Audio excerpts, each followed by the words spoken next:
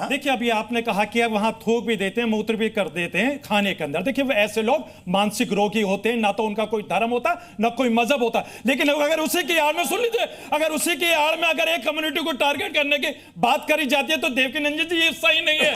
सही नहीं, वो मानसिक रोगी है, मानसिक रोगी का इलाज कानून करता है। लेकिन अगर आप ये कहेंगे कि हाँ मुस्लिम समाज ऐसा करता है तो आपकी बातों से हम सहमत नहीं है, क्योंकि मुल्क संविधान से चलता है। लेकिन फिर नाजिम भाई फिर कई लोग ये सवाल करेंगे, आप कह रहे हैं मानसिक रोगी हैं, इनका इलाज होना, फिर लोग पूछते हैं कि ये मानसिक रोगी एक ही रिलीजन के क्यों होते हैं?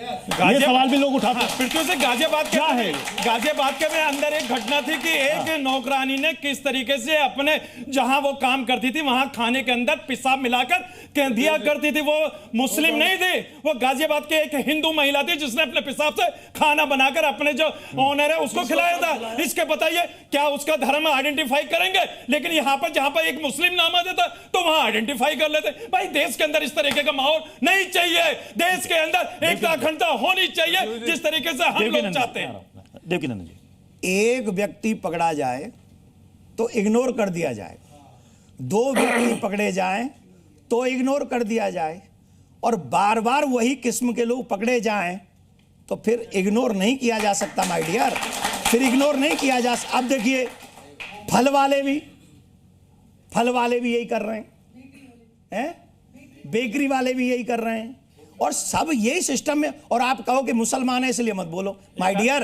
देखो सुनो, अरे सुनिए, आइसक्रीम वाले का नाम भी ले दीजिए, भैरवनाथ आइसक्रीम के नाम से जिसने किस तरीके से आइसक्रीम के अंदर गंदी चीज मिलाई थी उसका भी जिक्र कर दीजिए। उसका नाम कालू था, बता दीजिए वो किस समुदाय से आता था जो गंदी चीज अपने शरीर की उस आइसक्रीम के अंदर मिलाकर सबको खिलाता था, चाहे वो किसी भी समुदाय से आता हो। लेकिन आप तो कहते हैं कि एक नाम दो नाम, मैं तो आपको पूरी फहरिस्त बता सकता हूं। लेकिन मैं ये कहता हूं देवकीनंदन जी, मैं ये कहता हूं कि ऐसे लोग वो मानसिक रोगी होते हैं, उनका कोई ना धर्म होता ना कोई मजहब होता है। चलिए मैं जरा ऑडियंस से, हाँ अगर इस तरह के लोग देखे जा रहे हैं आपको, तो आप हिंदू समाज का भी बायकॉट कीजिए फतवा जारी कि हम हिंदू समाज के यहाँ से कोई चीज नहीं लेंगे। नहीं, क्यों?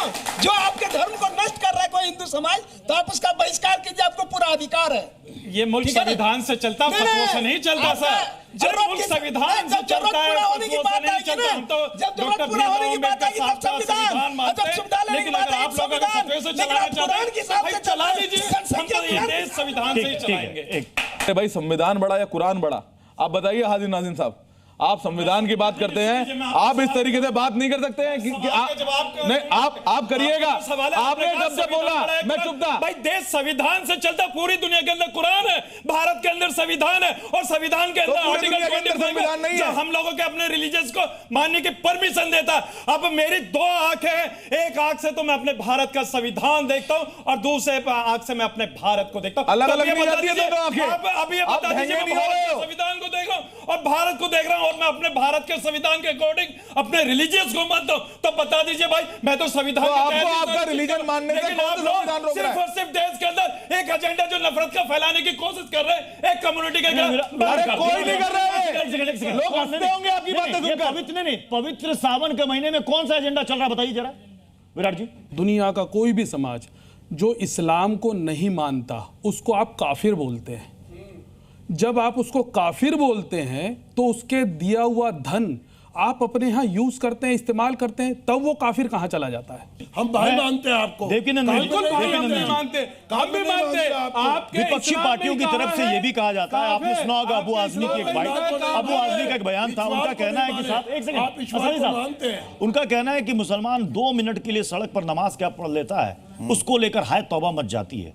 यहाँ पर कांवड़ यात्रा निकलती है, उस रूट पर पुष्प वर्षा की जाती है, उनके लिए तमाम तरह की सहूलियतें दी जाती हैं, लेकिन मुसलमान बेचारा 2 मिनट की नमाज सड़क पर नहीं पढ़ सकता। देखिए ये जो लोग हैं ना, कुछ लोगों को एमएलए एमपी बनने का बड़ा शौक रहता है, और एमएलए एमपी बनने के चक्कर में उन्होंने अपना जमीर तक बेच दिया है, और इतना जमीर बेच दिया है कि ना वो देश के सगे हो पाए ना वो धर्म के सगे हो पाए हैं। और जब वो देश और धर्म के सगे नहीं हो सकते तो वो मैं गारंटी से कहता हूं हमारे मुसलमान भाइयों के भी सगे नहीं हो सकते। पिछले बार जो जिस तरीके से कावड़ यात्रा के दौरान जिस तरीके से उत्पाद मचाया गया था, सरकारी गाड़ियों को जिस तरीके से नुकसान पहुंचाया गया था, शायद मुझे लगता है कि आपकी बात में कहीं ना कहीं सच्चाई है। और दूसरी बात, अभी आपने जो मुहर्रम की बात गाड़ी में कोई बालक आए वो नीचे मैं तो आप ही की बात का जिक्र कर रहा हूं, पत्थर की तो नहीं, बात मैं ही तो नहीं आप ही रही। की बात का जिक्र कर रहा हूं। आपने पत्थर का नाम लिया तो सरकारी संपत्तियों का किसने नुकसान पहुंचा है? तो शायद आप बिल्कुल सही कह रहे हैं, मैं आपकी बात को गलत नहीं कर रहा, मैं तो समर्थन कर रहा हूं आपके इस बात का। और इस बात से आगे कहो कि लीजिए, नमाज के बाद में पत्थर फेंका ना करें, इस बात को ये कहो। मैं ये कहना चाह रहा था, वो नहीं कहा आपने। शायद आप गलत कह रहे हैं इस तरह की बात। देखिए, हम लोग मजहब इस्लाम को मानने वाले, भारत के संविधान को मानने वाले। रही बात ये कि हमारी 2 मिनट की नमाज से आप लोगों को दिक्कत हो सकती है, लेकिन 5 मिनट पढ़ो, 5 मिनट नो प्रॉब्लम, आपके 5 मिनट पढ़ो नो प्रॉब्लम, पर नो पत्थरबाजी। पूरा कावड़ यात्रा, अरे 5 मिनट पढ़ो पर नो पत्थरबाजी। प्रॉब्लम पत्थरबाजी से है, कोई दिक्कत नहीं, क्योंकि हिंदू भाइयों नमाज से नहीं है। हिंदू भाइयों की आप आस्था सुन के नहीं रहे साथ हैं हम लोग खड़े। नाज़िम भाई, आप सुन नहीं रहे हैं, ये कह रहे हैं आप नमाज पढ़िए, कोई दिक्कत नहीं, हमें दिक्कत है पत्थर से। हम क्या करें? 5 मिनट पढ़िए, आप 2 मिनट कह रहे हो, हम 10 मिनत देते हैं, लेकिन नो पत्थरबाजी, पत्थर के खिलाफ है, नो पत्थरबाजी, नो पत्थरबाजी। हम मजम्मत करते हैं। एक जी, क्या कह रही हैं आप? जब हमारे जल नूह में चढ़ाया गया था हमारे मंदिर पे फिरोजपुर जिरका में, तो जब हमारे शिव भक्तों पे पत्थर फेंके गए थे, गोली चलाई गई थी, तब आप कहाँ थे? तब क्यों नहीं बोले आप लोग? आपको मालूम नहीं है? पत्थर ही नहीं, गोलियां चली थी, गोलियां चली, हमारे पर्वतों पे छोटे से बैठ बैठ के, पहाड़ों पे बैठ बैठ के गोलियां चलाई थी। अरे दीन उस समय हमारी यानी ब्रज 84 कोस की यात्रा भी चल रही थी, उसमें भी विघ्न पड़ा था हमारी ब्रज 84 कोस की यात्रा में भी। मेरा वक्तव्य देख लीजिए।